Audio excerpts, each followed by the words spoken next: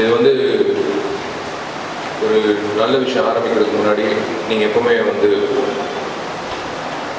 You been வாட்சிங் the entire நடிகர் சங்கம் அக்டோபர் 18th எலெக்ஷன்லேருந்து இப்போ வரைக்கும் என்னென்ன விஷயங்கள் நடந்துட்டு நீங்கள் பதிவு பண்ணிட்டு இருக்கீங்க. I just want to thank the media for their support always.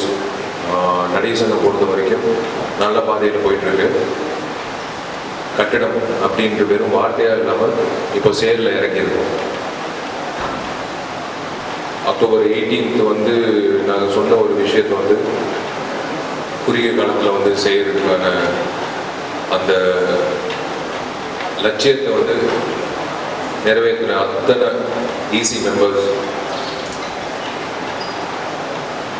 Office bearers எல்லாரும்.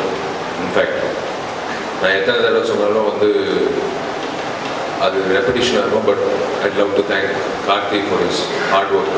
கார்த்தியோட உழைப்பு, ரமணாவோட உழைப்பு, அத்தனை ஈசி மெம்பர்ஸோட உழைப்பு, இது வந்து ஒரு வெற்றிகரமான ஒரு விஷயமாக அமைஞ்சது. கடன் அடைச்சிட்டோம். கடன் அடைச்சி இப்போ அடுத்தது பில்டிங்கான வேலையை தொடங்கியிருக்கோம். So we are all on the right track. நல்லபடியாக போயிட்டுருக்கு. We just wanted to thank the media before we start our first stage of construction of the building. இது கூடிய சீக்கிரம் வந்து exactly I think in 2 years we will have this kind of a press meet in our own building. So of course we are all going to speak at length regarding any questions raised. But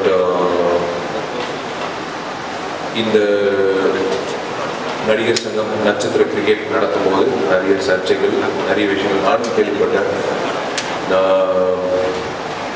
நான் பார்த்துருக்கேன், நிறைய பேர் காட்டியிருக்காங்க.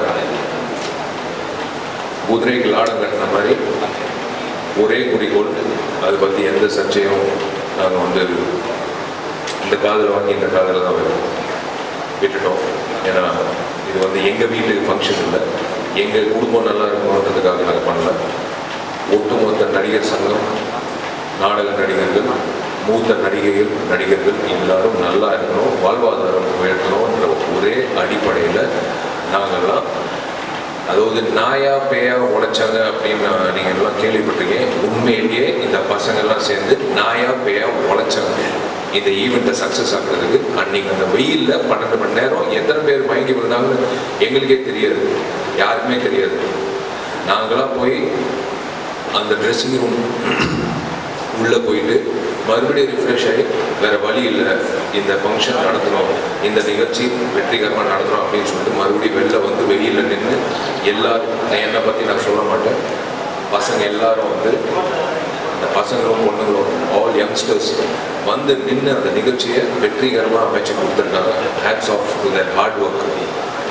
So we are going ahead with the same mindset. இந்த நடிகர் சங்கம் பொறுத்த வரைக்கும் நாங்கள்லாம் எத்தனை ப்ரெஸ் மீட் வச்சாலும் அதே மைண்ட் செட் தான். நான் உங்களுக்கு அந்த உறுதி கொடுக்குறேன்.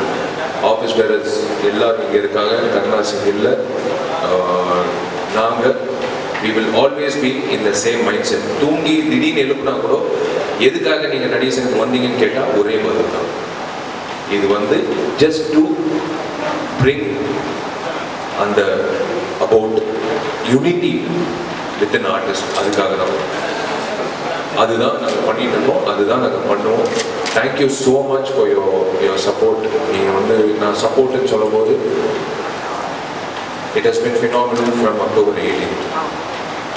உங்களுக்கும் தெரியும், நல்ல விஷயத்துக்காக தான் நாங்களும் போராடுறோம். So I love you all. Thank you. God bless you all. We will meet at the stage of construction that we will meet. God bless you. Thank you.